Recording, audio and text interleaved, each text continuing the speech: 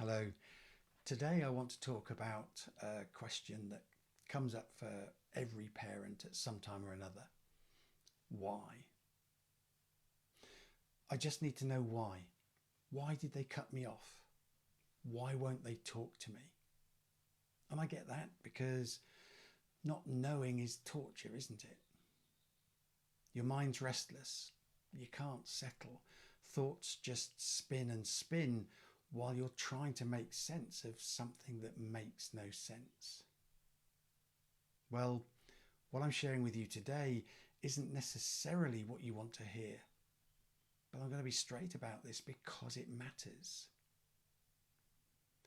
That question, the why question, that's the thing keeping you stuck. Let me tell you about Mark. Mark came to me about 18 months ago. 3 years previously, his son, mid-20s, had just stopped talking to him. Proper ghosted him. No big row. Nothing Mark could point to and say, that's when it all went wrong.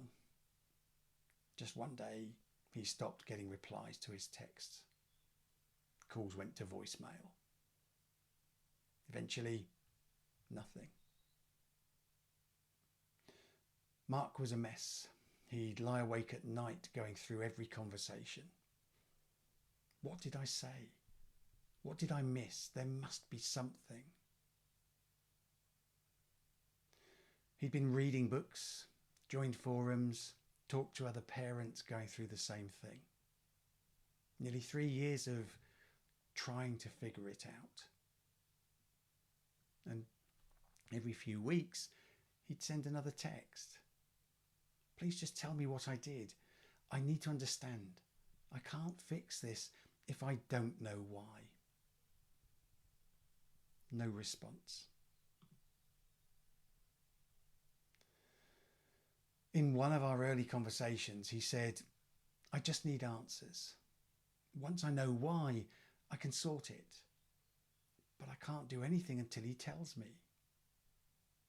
So I said, what if getting the answer isn't actually what you need right now? He looked at me as like I'd lost the plot. So I said, you've been asking why for 3 years. Has that helped? Long pause. No. Has it brought you peace? No. Has it brought your son closer? No. See, here's the thing about that why question. When you're desperate for answers, your brain's in panic mode. Your nervous system's screaming, danger, make this make sense. And in that state, even if your child did give you reasons, which actually they probably already tried, if they did give you reasons, you can't hear what they're saying clearly. Your brain's too busy defending, explaining, minimizing. Oh, but that can't be the real reason. It wasn't that bad. Someone must be turning them against me. You're not doing it on purpose. It's just what happens when you're overwhelmed, when your body thinks you're under threat. I remember 2 events clearly myself where I tried to tell my parents when I was 9 and again when I was 11. I felt they just dismissed me.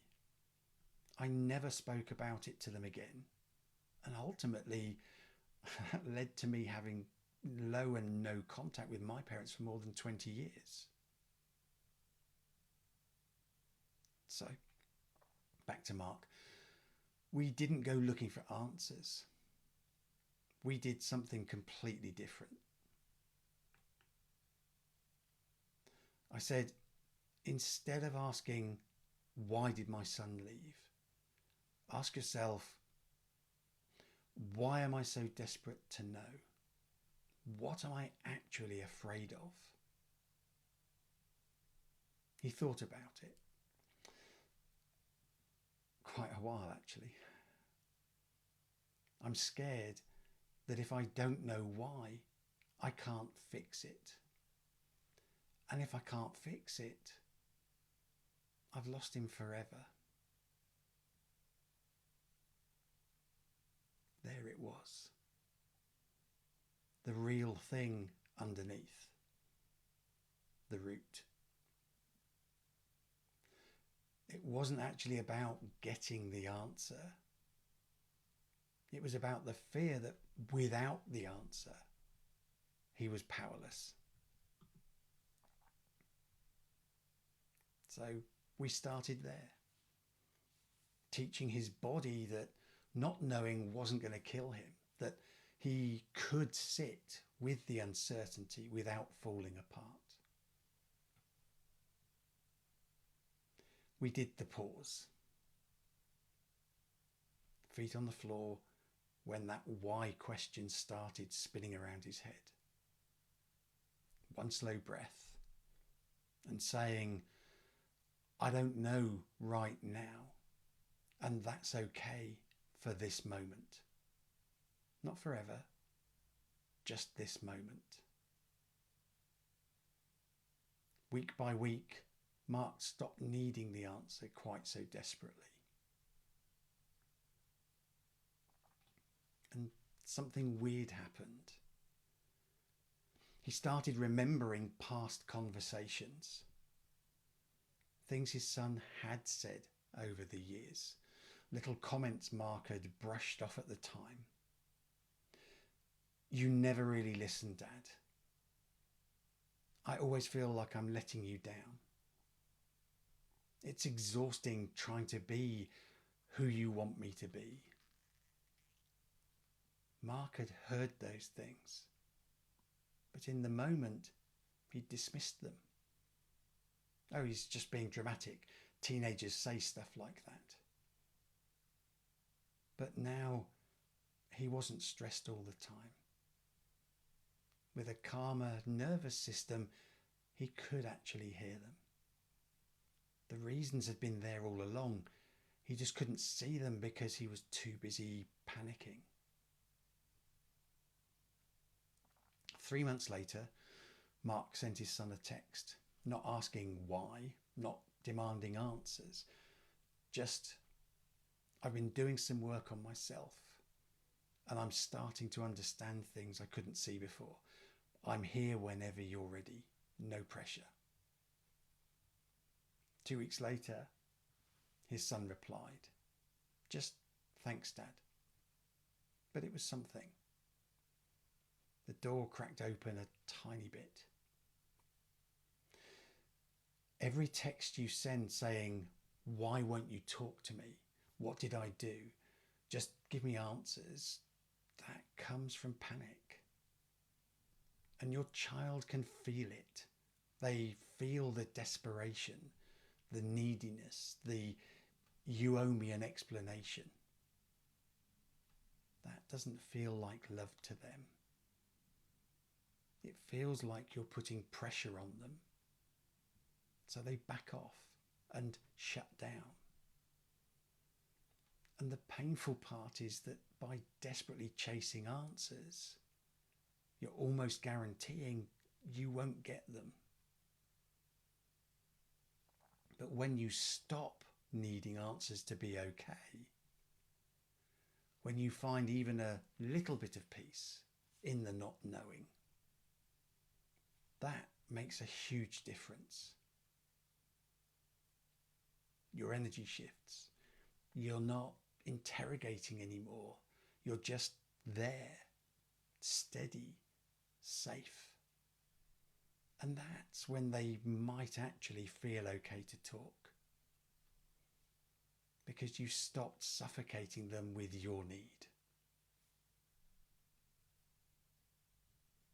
So think about that why question. Feel where it sits in your body. Is it in your chest? Your throat? Feel your feet on the floor. Take a slow breath. Now say to yourself, I don't have the answer right now. And just for this moment, That's okay. Stay there for 10 seconds.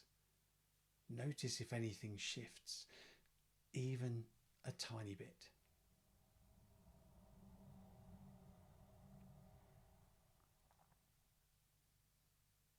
That's the work. Not finding the answer, learning to be okay without it, one breath at a time. Now look, I'm not saying that the reasons don't matter, they do. But you can't hear them properly when you are drowning in your own panic. First, you find your feet. You calm your nervous system. You stop being desperate. Then, and probably only then, can you actually understand what's been in front of you all along. Maybe give that a try. See what happens. And if you want, comment below.